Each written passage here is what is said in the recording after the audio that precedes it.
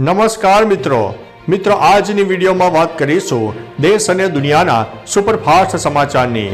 સૌપ્રથમ વાત કરીએ તો 31 ડિસેમ્બર પહેલા ગુજરાતમાં કરોડોના દારૂની રેલમ છેલમ જોવા મળી છે।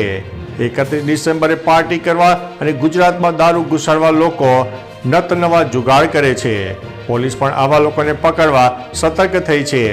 રાજકોટમાં બામણ બોર્ડ ચેકપોસ્ટ પાસેથી ઓઇલના ટેન્કરમાં લવાયેલો લાખોનો વિદેશી દારૂ ઝડપાયો છે। અમદાવાદ પોલીસે 750 ગુનામાં ઝડપાયેલા ₹2.5 કરોડથી વધુનો 1 લાખથી વધુ બોટલો સાથેનો વિદેશી દારૂનો નાશ કર્યો છે। આ કેસમાં ઝડપાયેલા લોકોની પોલીસ દ્વારા પૂછપરછ પણ કરવામાં આવી છે। અન્ય મહત્વના સમાચારની વાત કરીએ તો MLA ચૈતર વસાવા પોલીસ સમક્ષ હાજર થયા છે। આપના ધારાસભ્ય ચૈતર વસાવા પોલીસ સમક્ષ હાજર થયા છે। ચૈતર વસાવા પર વન વિભાગના કર્મચારી પર હુમલો કરવાનો ગુનો નોંધાયા બાદ તેઓ ભૂગર્ભમાં હતા। જોકે તેઓ પોલીસ સમક્ષ હાજર થતા પોલીસ સ્ટેશન બહાર હજારોની સંખ્યામાં તેમના સમર્થકો પહોંચ્યા હતા। વસાવાએ ભાજપ સરકાર પર ગંભીર આરોપ લગાવતા કહ્યું છે કે મને ખોટી રીતે ફસાવાઈ રહ્યો છે। અન્ય મહત્વના સમાચારની વાત કરીએ તો સોનામાં 1000 રૂપિયાનો ઉછાળો આવ્યો છે। છેલ્લા કેટલાક દિવસોથી સોના અને ચાંદીના ભાવમાં વધઘટ જોવા મળી છે। 24 કેરેટનું 10 ગ્રામ સોનું 1090 રૂપિયા મોંઘું થયું છે। આ વધારા સાથે 1 તોલાનો સોનાનો ભાવ 62,890 રૂપિયાની આસપાસ થઈ ગયો છે।